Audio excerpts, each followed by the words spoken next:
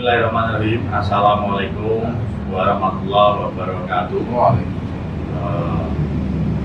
Kembali lagi bersama saya dan kelompok 5. Kebetulan ada tugas daripada mata kuliah politik identitas dan multikulturalisme. Kelompok 5, saya bersama Ilyas Akbar Al-Madani dan juga Mbak Anastasia Aisyah Putri akan membahas sebetulnya pandangan-pandangan terkait dengan agama dan dalam perspektif daripada tokoh agama di Kabupaten Karanganyar. Saat ini, di siang hari ini, kita bersama Pak Kiai Husaini Hasan. Alhamdulillah, kebetulan beliau pernah menjabat sebagai Ketua Tanfidiyah PCNU Kabupaten Karanganyar 2015 sampai 2021, dan juga saat ini beliau menjabat sebagai Ketua Forum Terbuka Umat Beragama Kabupaten. Assalamualaikum Pak Kiai. Bagaimana kabarnya? Mohon izin ini kepingin memberikan ataupun menyita waktunya untuk Pak Kiai untuk melihat sejauh mana perspektif Pak Kiai terkait dengan satu politik identitas, dua kemajemukan, pluralisme, multikulturalisme yang ada di Kabupaten Karanganyar. Tentu kalau kita melihat sebetulnya agama dan juga politik adalah dua mata uang yang bisa dilihat sebagai yang saling bersinggungan, terutama politik dan negara. Itu yang pertama yang ingin kita tanyakan Pak Yai, sebetulnya bagaimana sih sebetulnya peran agama dalam konteks Pak Yai melihat masyarakat di Kabupaten Karanganyar ini. Baik, untuk pandangan kami selaku KUB yang selama ini juga bergaul dengan banyak orang, sebetulnya agama itu selalu menuntunkan supaya kita ini ya menjadi orang yang ketika tahu posisi. Kalau istilah kami itu tahu posisi. Jadi posisi ketika kita menjadi pengikut agama atau penganut agama, tentu kita berpegang teguh pada agama kita masing-masing. Tetapi ketika kita berkumpul dengan orang dalam satu bingkai NKRI, tentu kita ya harus merasakan betul bahwa kita ini berbeda-beda, dan ini adalah keniscayaan yang tidak bisa tidak gitu. Itu barangkali.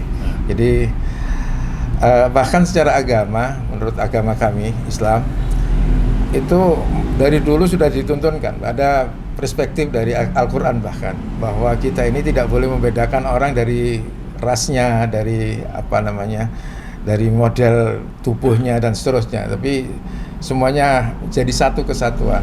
Dan itu terjadi pada saat Fathul Mekah. Di Fathul Mekah itu ketika Rasulullah SAW menyuruh Bilal yang adalah mantan budak yang hitam gitu, itu dimasalahkan banyak orang. Rasulullah agak marah dalam hal ini.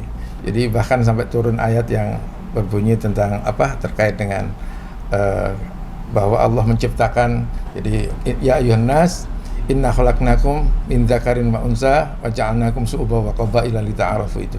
Jadi Allah menciptakan kita semua ini berbangsa-bangsa dan bersuku-suku agar kita saling tahu, saling ta'aruf. Ta'aruf dalam hari ini adalah saling mengerti dan saling menghargai. Itu barangkali. Jadi pada intinya konteks kebangsaan yang dilihat terkait dengan pandangan Pak Yai terkait dengan agama di Kabupaten Karanganyar. Terus kalau kita melihat karena kebetulan memang agama dan juga negara ini tidak bisa dipisahkan, itu kira-kira apakah mesti seseorang dalam memilih sebuah pemimpin itu harus dilandaskan dalam landasan keagamaan yang pertama, atau karena sudah sepakat bahwasanya Indonesia adalah negara dalam bingkai NKRI tadi, itu bisa dilepaskan Pak Yai. Misalnya karena kita sudah sepakat bangsa tapi kita juga orang yang beragama, itu apakah itu bisa dilepaskan atau harus juga melandasi konteks itu? Agama itu sebagai landasan, sebagai dasar, sebagai landasan berpikir dan seterusnya. Akan tetapi kemudian ada pertimbangan-pertimbangan lain dalam hal ini, kelayakan dan seterusnya. Ketika kita melihat itu, maka kita harus objektif dalam melihat. Tetapi sekali lagi dalam banyak kesempatan saya juga sampaikan kepada teman-teman di FKUP maupun di yang lain, bahwa kita ini tentu berpolitik harus berdasarkan agama, harus berdasarkan agama kita masing-masing. Akan tetapi pada saatnya ketika kita berbicara tentang kebangsaan yang sudah kita sepakati, ya tentu kita melihat kelayakan siapa yang kita akan pilih, gitu barangkali. Jadi itu pandangan kami begitu. Berarti tidak agama sebagai landasan juga untuk tetap menjadi landasan. Cuman ketika ada pilihan-pilihan yang memang mengharuskan pilihannya lain dari agama yang dianut, ya tidak ada masalah gitu, nggak ada masalah. Dan itu untuk semua agama. Dan kadang-kadang yang menjadi masalah itu sosok yang terakhir ini berkembang adalah politik identitas itu alamatnya ke Islam saja, padahal ada banyak, semua agama ada politik identitas. Gitu. Terus kalau kita bertanya kepada Pak Yai itu sebetulnya bagaimana sih Pak Yai Kusaini itu melihat identitas dalam konteks kita berbangsa ini, beragama dan juga bermasyarakat itu dalam perspektif Pak Yai itu identitas dalam tanda kutip itu bagaimana Pak Yai melihat hal tersebut? Baik, identitas itu tidak bisa terpisahkan dari diri kita. Bahkan identitas pribadi ada, identitas agama ada, tetapi kita juga punya identitas yang lain, yaitu identitas warga negara. Ya, ini yang menjadi landasan ketika kita berbicara negara. Tetapi ketika kita berbicara hukum agama, tentu ya agama kita masing-masing. Tetapi ketika kita berkumpul dengan orang banyak yang sudah disepakati oleh pendiri bangsa ini, bahwa kita ini memang berbeda-beda, ya kita memandangnya sebagai satu kesatuan yang tidak bisa terpisah. Artinya istilahnya tetap kita bersatu dalam kesatuan, tetapi dalam kondisi tertentu terkait dengan agama tidak boleh tercampur aduk sama sekali. Tidak boleh tercampur aduk. Lantas kalau kita melihat nih Pak Yai, kan tentu beberapa bulan yang ke depan atau tahun bahkan itu akan ada sebuah pesta demokrasi besar, terutama di Republik Indonesia. Itu pemilu yang disepakati oleh KPU untuk mengadakan pemilu.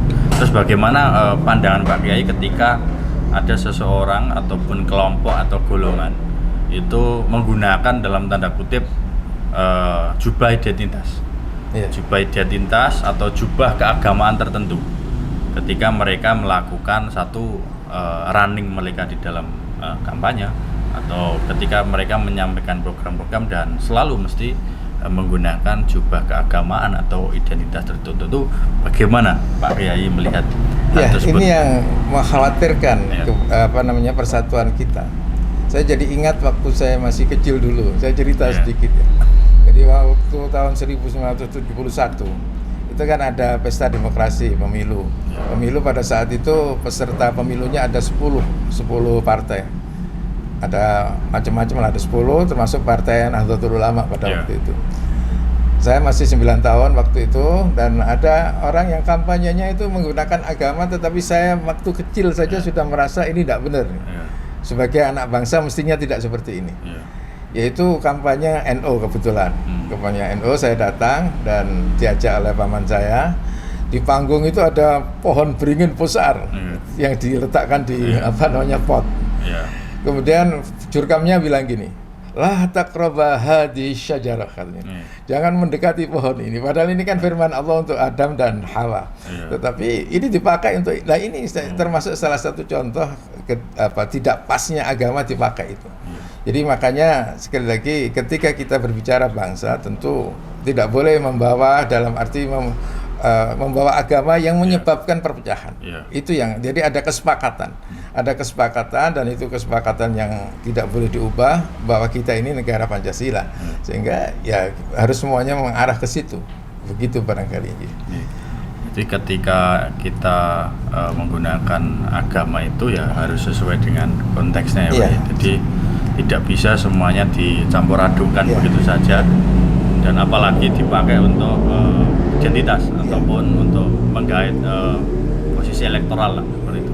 Lantas kalau kita melihat berarti ketika seseorang menggunakan atau kelompok tertentu pasti rawan konflik, Pak Yai. Iya, itu pasti itu. Jadi rawan konflik.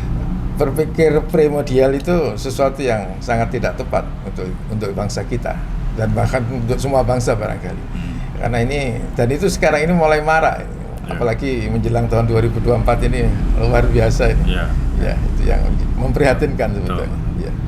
Kalau kita lihat Pak Kiai, pasti kan sebuah kenegaraan negara atau politik di dalam sebuah negara itu ada yang namanya decision maker atau menentukan kebijakan.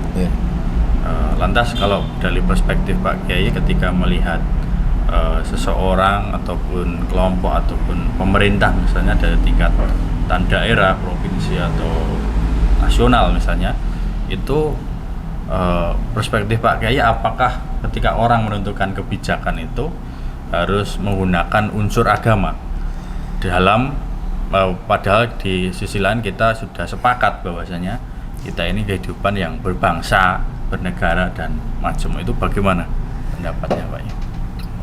Saya biasanya mengilustrasikan begini.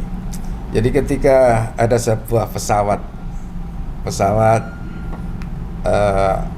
terbang, di mana di situ banyak orang, taruhlah, tapi ada satu yang benar-benar layak untuk bisa menerbangkan. Tetapi dia berbeda agama dengan saya. Kalau dia layak, kenapa tidak? Karena saya tidak harus memaksakan bahwa yang menjadi pilot adalah orang Islam gitu misalnya. Tidak. Kenapa? Karena yang layak itu. Makanya prioritasnya adalah di kelayaan itu. Kelayaan dalam hal ini tentu total termasuk akhlak dan seterusnya. Tetapi itu yang penting itu. Jadi kelayakan dan ketepatan dalam memilih orang itu yang penting.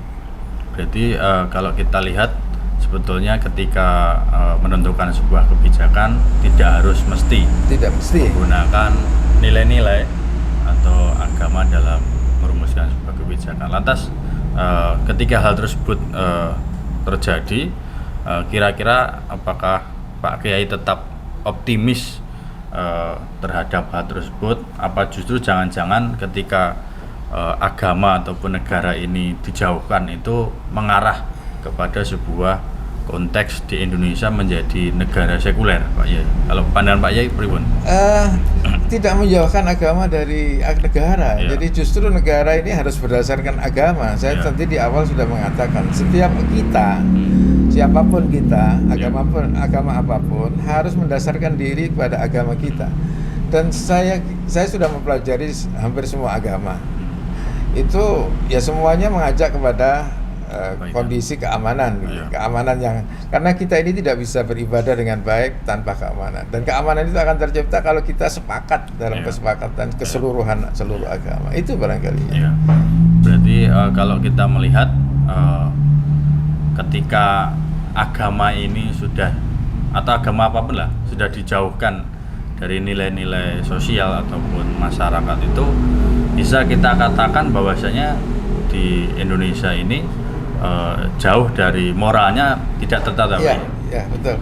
Makanya saya selalu matur selalu bilang di mana-mana bahwa tetap bernegara ini berdasarkan agama, berdasarkan agama kita masing-masing.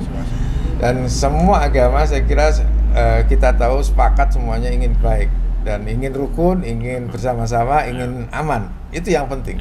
Dan ketika ada orang berpolitik identitas akan menimbulkan perpecahan, dan perpecahan itu menjadikan kita tidak aman, menjadikan kita tidak enak untuk beribadah, tidak tenang dalam beribadah dan seterusnya. Dan ini sekarang ini sudah tercipta kedamaian yang luar biasa di Indonesia.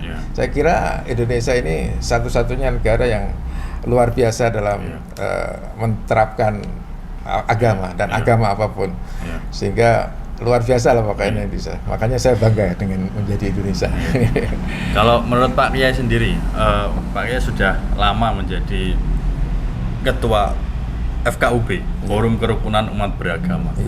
Sebetulnya di dalam forum itu apa peran yang fundamental terhadap Forum Kerukunan Umat Beragama itu ketika program kerja atau pada saat menyusun program kerja dan lain sebagainya itu sebetulnya peran secara fundamentalistiknya itu menapa Pak Yai? Apa yang menjadi landasan? Yang namanya forum kerukunan ini kan memang membuat rukun, dan kerukunan itu yang paling mendasar justru adalah di grassroots, yang paling bawah.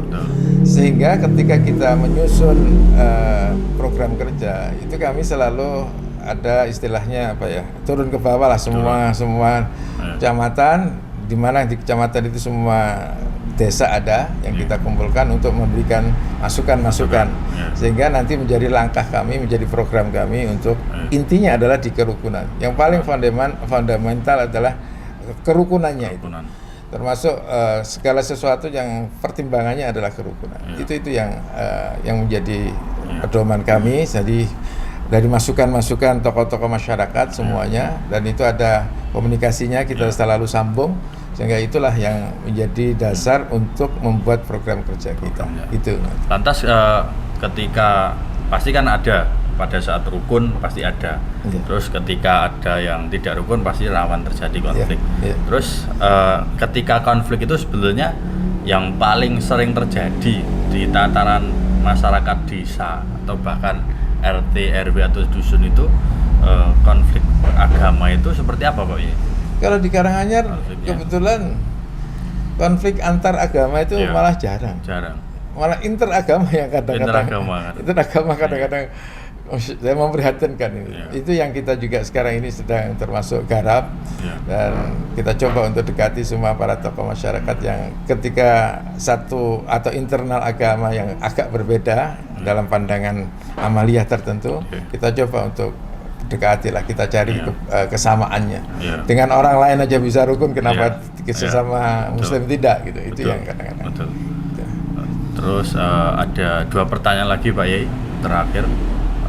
Yang pertama adalah ketika Pak Kiai sudah malang melintang sejak dahulu, sudah aktif betul di organisasi Nahdlatul Ulama dan juga di FKUB. Terus bagaimana pandangan Pak Kiai ke depan itu ketika menjelang pemilu 2024 itu sebetulnya apa yang urgen dilihat dari masyarakat itu yang menjadi urgen untuk rawan konflik sebetulnya menopo Pak Yai? Terkait dengan pemilu itu yang penting adalah ketika kita menjagokan seseorang, jangan menjelekkan jago lain, itu yang penting. Yang menjadi masalah, yang menjadi rawan itu adalah ketika kita menjelekkan yang lain, menjatuhkan yang lain. Ini yang menjadi masalah. Tapi kalau kita mengunggulkan jago kita masing-masing, rasanya tidak ada masalah. Jadi kalau saya biasa sering ngomong begini, ketika saya memuji-muji istri saya, ya tidak ada masalah. Tetapi ketika saya menjelekkan istri orang lain, mesti orang lain marah. Gitu. Artinya ya sudahlah, kita puji aja jago-jago kita sampaikan program kerjanya dan seterusnya. Dan itu yang paling sehat itu.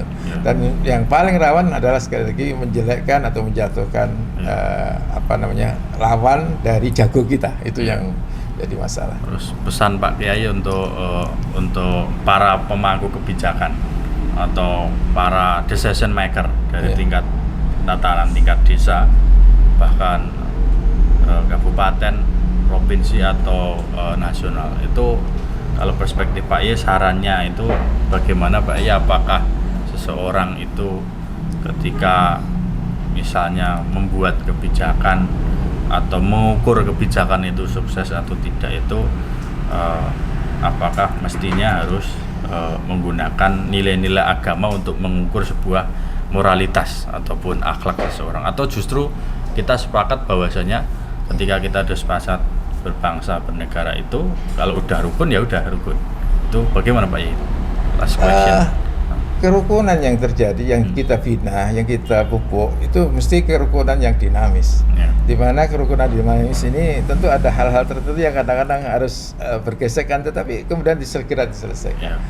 Nah, kebijakan-kebijakan yang diambil mestinya adalah kebijakan yang tidak meresahkan satu pihak pun, dan ini perlu ditelusuri semuanya. Jadi mempelajari dari semua perspektif semua orang, semua agama, itu yang penting. Sehingga karena kita ini sekali lagi tetap agama ini tidak boleh terpisah dari negara. Dan kita seperti Pancasila lah. Pancasila itu ketuhanan yang Maha Esa itu diterima semua agama. Dan itu tidak menyalahi agama yang manapun. Yang seperti itulah kebijakan-kebijakan yang mesti diambil. Dan ini butuh pemikiran yang pas dan kesematan dari pimpinan yang mengambil kebijakan itu barangkali. Terus yang terakhir Pak Yai, karena ini sangat menarik sekali, di bulan suci Ramadan kita membahas banyak hal, itu karena tema di fakultas juga terkait dengan humanizing politics, memanusiakan politik. Terus bagaimana pandangan Pak Kiai ketika melihat politik dan agama ini, atau justru agar politik ini tidak menjadi brutal atau dianggap menghalalkan segala cara seperti kata filsuf Itali dari Florence, yakni Niccolo Machiavelli, mengatakan bahwasanya politik dianggap diperbolehkan untuk menghalalkan segala cara.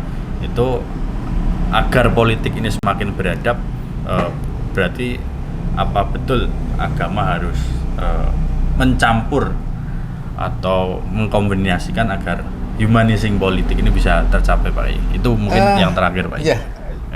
Saya kira tidak perlu mencampur adukan agama.